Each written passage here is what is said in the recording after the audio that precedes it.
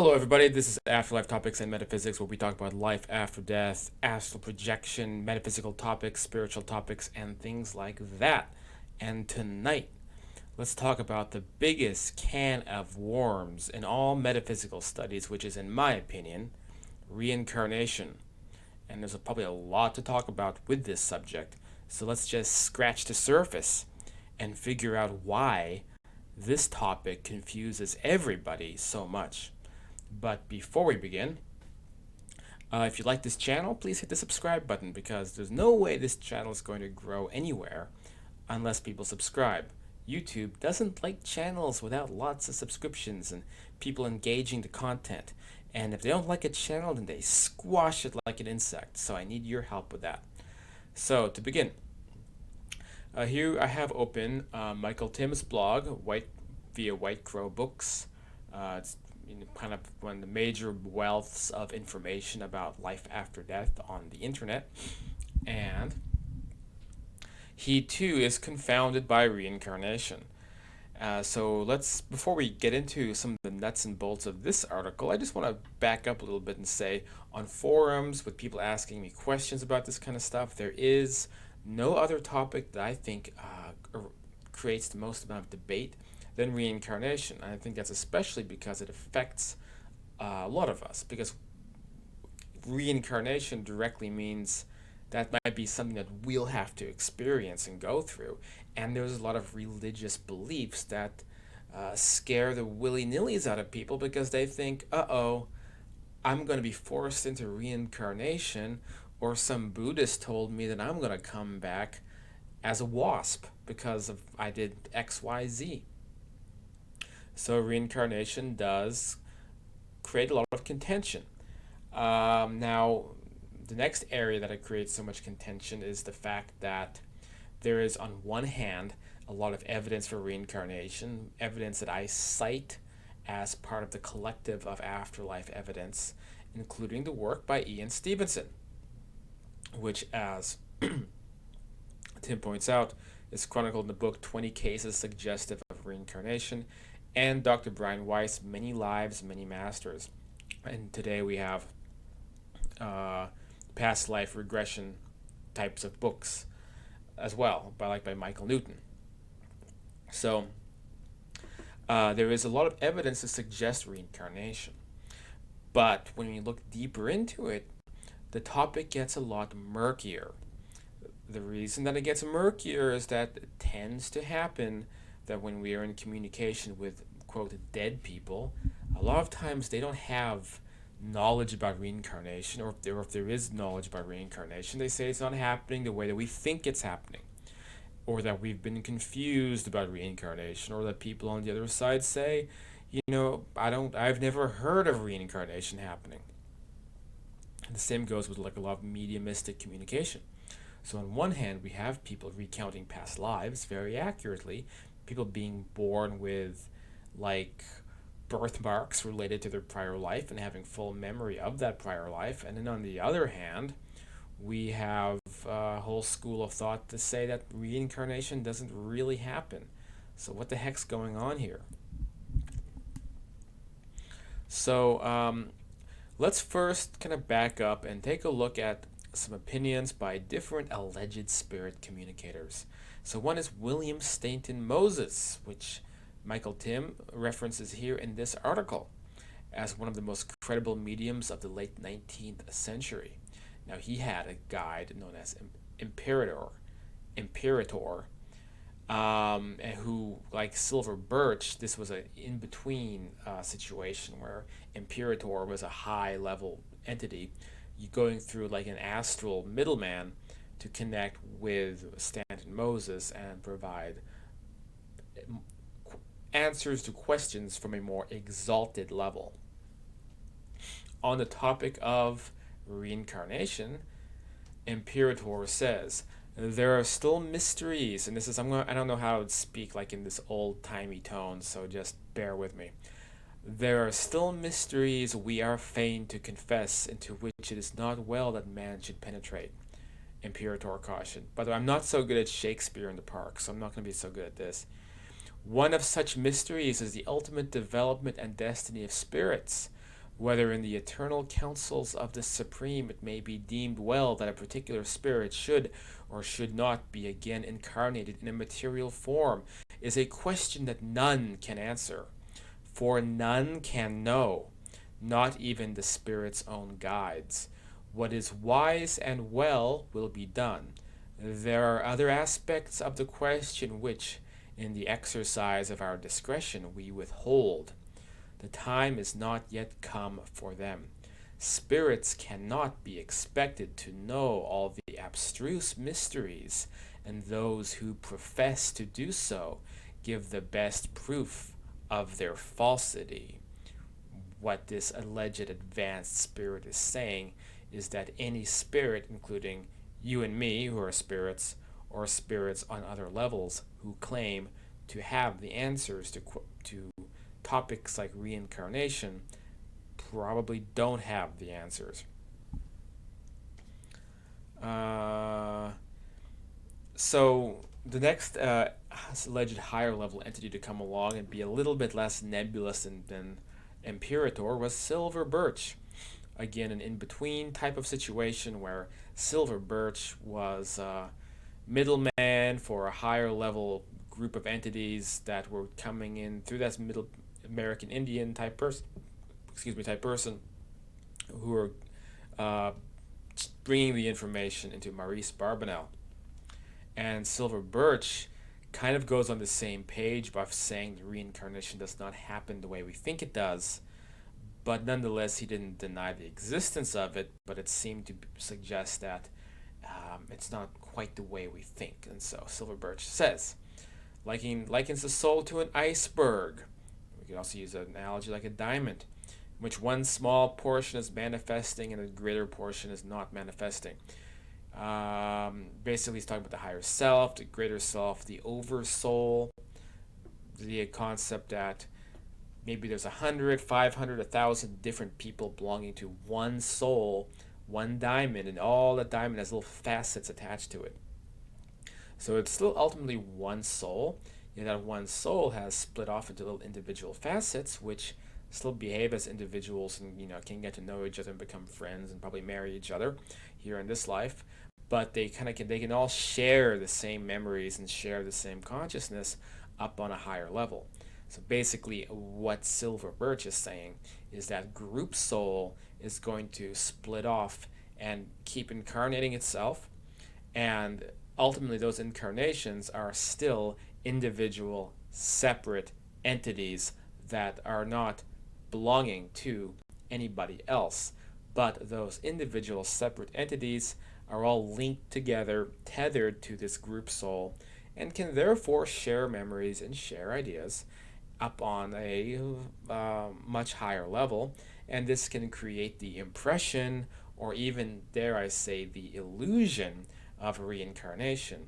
So if somebody gets hypnotized or such by somebody like Michael Newton, and they recall all of these memories, it is a misnomer to think that this is a past life, because what it may very well be is a memory recall of a, let's say, spiritual relative who belongs to the same group soul diamond, so to speak. Now, here's where this gets more murky,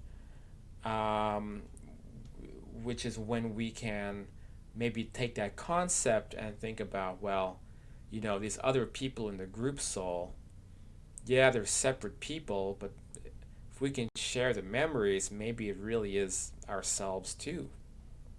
And if it is ourselves too, then we really are all those different people in the group. So even if everyone is kind of doing their own thing, we can still hop between those different lives.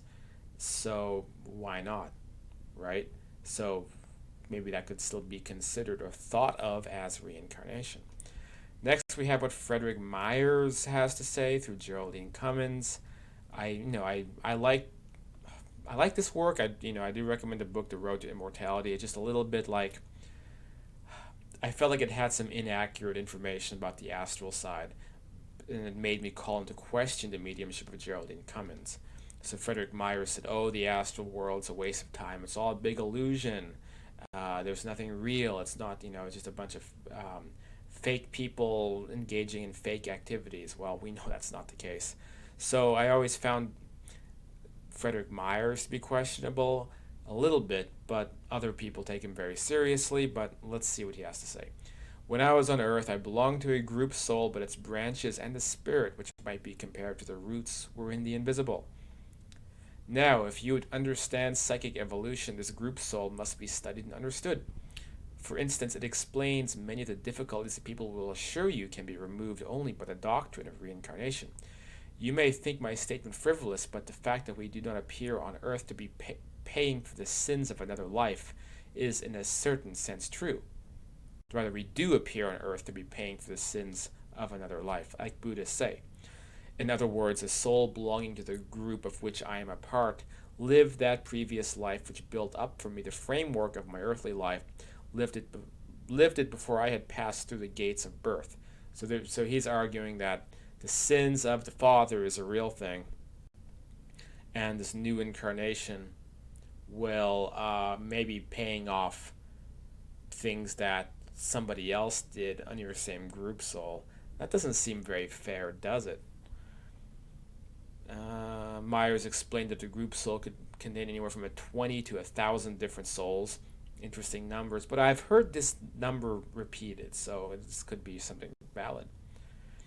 He says it is different for each man, but what the Buddhists would call the karma I had brought with me from a previous life is very frequently not of that of my life, but of the life of a soul that preceded me by many years. Let's see.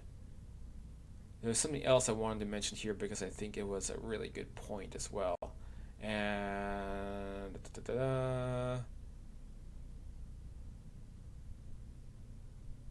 so basically, let's see.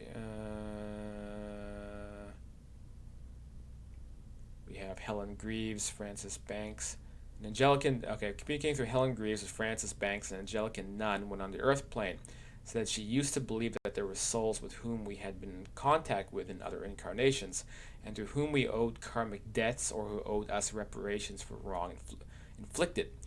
What I believe may still be true in part, but now I realize that those souls who attract us are part of ourselves. They belong to the same group, the same spiritual family, the same group soul. Their connection with us is deeper and far more permanent than mere earth contacts can make it. Um, and then there was another good, like, man, I should be leaving better footnotes here, but let's see. There was a very good point. Oh yes, this is what Myers. I forgot to continue what Myers was saying. Myers added that the Buddhist idea of rebirth, of a man's continual return to earth, is but a half truth, and often a truth is more inaccurate than an entire misstatement. I shall not live again on earth, but a new soul. Right. So what he's saying is that Buddhists, when they say that people pay for karma through reincarnation, that's half or partially true, but basically, getting something half correct is sometimes worse because it muddies the waters. And I would say this applies to a lot of Buddhism and Zen philosophy and things like that. So I definitely agree with Myers on this point. So at the end of the day, what do we have here? We have a lot of conflicting information. We have a lot of good evidence of reincarnation. We have really good past life evidence. We have people who can do past life akashic astral experiences and re-experience their past lives. There's my own mediumship sessions that I've had confirming my own past lives.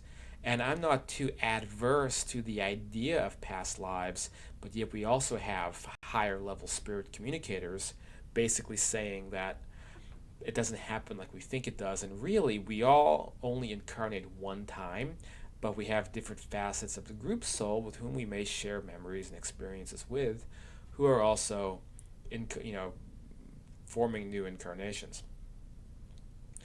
And also, further up this article, we had a quote by Course in Miracles that said, in the ultimate sense, reincarnation is impossible because there is no past or future, and the idea of rebirth into a body has no meaning either once or many times, which is also a good point. If time is non-linear, then these are not past lives. They are concurrent or simultaneous lives. So what do I think? What is my opinion? Well, I don't really know. But I will say if you encounter anybody preaching orthodoxy about reincarnation, they're probably full of crap. If somebody says you have to reincarnate, or you are going to be forced into reincarnation, then this is most likely, I mean, if it is a spirit contact saying this, it is a belief system on the other side perpetuating itself. And here's the final point I want to make. So, in this article, we also get to hear about the difference between terrestrial and the celestial reincarnation. And this was in a 1939 book called Reincarnation for Every Man by an author named Shaw Desmond, who I don't know what he was. Was he maybe another channeler of some kind? But basically, he says there's the former view between terrestrial and celestial has the individual returning again and again as the same person, while the latter view has man solely as spirit and his temporary inhabitancy of the physical body as but a tiny projection of the greater self. So, okay, so that's it may be that those mystics and spirits who have rejected reincarnation were rejecting it in the terrestrial sense, but not in the celestial sense. So I guess this is kind of going towards my theory, and I know this is what people want to hear. Is get to the point. What do you think, Cyrus? What's your 2 cents? And this makes the most sense to me that we have terrestrial reincarnation, we have celestial reincarnation. Celestial reincarnation seems to happen completely outside of our consciousness, even on the astral level. It's happening on the higher self level. The facets of the diamond are exploring new concepts, and, and because we're so intimately linked to other people in those facets, even if really they are separate people, that that we can share in those memories, those ideas, and so in a way it's like reincarnation, but still it's not. And the other kind of reincarnation is terrestrial reincarnation, where that specific individual soul decides to enter a new body. And I think that this is not only completely optional, I think it's related a lot to belief systems. So this is maybe why Ian Stevenson was researching reincarnation and finding evidence like in East religious societies like India, because those people belong to belief systems that manifest on the other side, where they believe they have to reincarnate, and so they terrestrially reincarnate themselves, which may really be kind of a ridiculous thing to do, but they're choosing to do it, as do other people for some particular reasons choose to terrestrially reincarnate. But what this information implies is that nobody has to terrestrially reincarnate, and it's almost such a ridiculous notion that high level spirit communicators dismiss the concept entirely. But I do think if somebody has some pressing reason to want to reincarnate, then they may very well, as an individual, go from living, let's say, on the astral plane and then fitting themselves back into a body on this side and going through that whole process again. And maybe that's when you get that really tangible evidence of reincarnation, like you'll see the birthmark where a gunshot was in a prior life. I think that this is not as common as people think it is. I think it's a rarer thing that people decide to do, especially in non-Eastern cultures, especially in the West. But I think people choose to do it, and I think that the big takeaway point here is nobody has to do it, and that if you pass away and you live in a good life on the other side, there's no reason for you to have to come back here.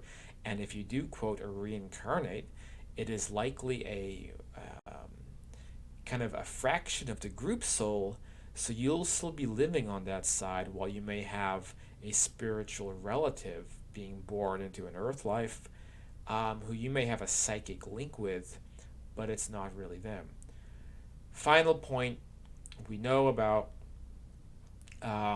people living lives on the astral side, which is because I know it's something that I do. So I know I'm living a life there at the same time as living a life here.